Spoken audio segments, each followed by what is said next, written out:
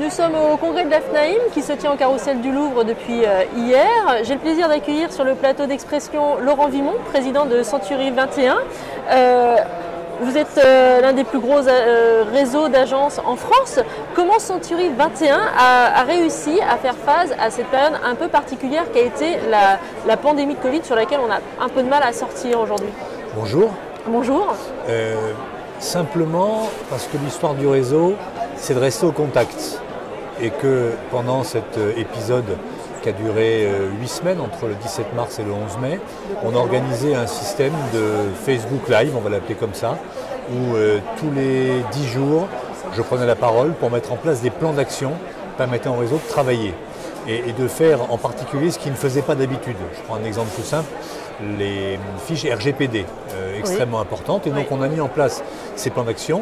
Et ces plans d'action ont permis aux agences de requalifier leur base, de requalifier les acheteurs, les vendeurs. Et puis surtout, 10 jours avant que nous soyons décloisonnés ou déconfinés, on a mis en place un plan d'action de relance des fichiers vendeurs et acheteurs pour organiser des rendez-vous extrêmement rapides.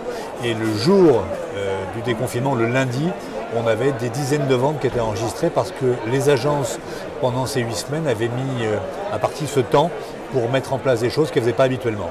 Alors justement, malgré la crise du Covid, le marché de l'immobilier s'est plutôt bien porté. En tout cas, c'est les chiffres que moi j'ai pu que je lis.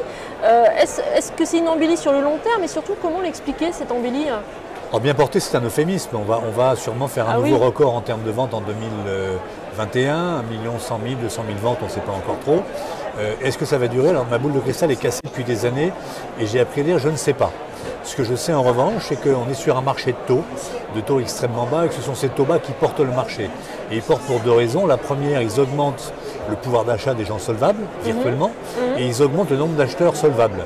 Donc vous avez d'un côté plus de gens qui veulent acheter avec des gens qui sont aussi nombreux au niveau de la vente, et donc un décalage offre et demande qui porte le marché. Donc il est possible, si les taux restent bas, que ce marché reste à ce niveau-là. J'observe néanmoins que depuis le deuxième semestre 2021, le marché atterrit en douceur et qu'on a du mal à faire les mêmes nombres de ventes qu'en 2020.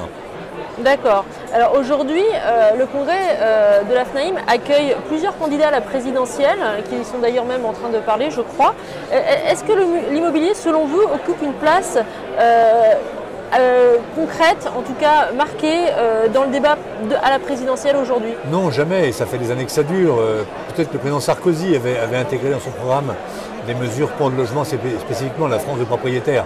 Depuis plus, le président Macron n'est pas intéressé par le logement, donc c'est pas un sujet important pour lui. Et les candidats évoquent ça parce qu'ils ne peuvent pas faire autrement, mais globalement, ce n'est pas un sujet qui est assez porté. On préfère parler d'immigration, d'insécurité, enfin d'autres sujets, plutôt que de logement en France. On n'en parle pas assez. Alors justement, s'il y avait des dossiers particuliers, quels seraient les messages qu'on pourrait peut-être leur adresser? Est-ce qu'il y a des choses spécifiques qui pourraient justement être mises sur la table aujourd'hui pour pouvoir faire évoluer, en tout cas que ça prenne et que ça serve aux concitoyens? Globalement, on sait qu'on est sur un marché où il y a un déficit d'environ 800 000 logements, avec une démographie qui est plutôt, elle, grandissante. Et donc il y a un décalage important qui malheureusement fait monter les prix de l'ancien. Il y a plusieurs solutions, il n'y en a pas une seule. La première, c'est comment on sort peut-être les gens des villes et comment on amène le travail, l'emploi en dehors des villes pour qu'ils n'aient pas besoin de venir habiter en ville pour travailler en ville avec tant de transports qui sont plus courts. La deuxième, c'est comment on densifie dans les hypercentres avec les dents creuses, les R+4 qu'on pourrait peut-être augmenter un peu en échange d'une rénovation de l'immeuble. Le troisième, c'est comment on transforme des bureaux inoccupés. À Paris, c'est 600 000 m² en logement, alors qu'ils sont vides et pas loués en seconde ou troisième main. Et puis comment peut-être au niveau des mairies, on fait en sorte que les blocages qui le permettent de construire soient un peu moins compliqués et que les promoteurs puissent plus produire. Voilà quelques exemples simples. Et puis simplement écouter plus la profession.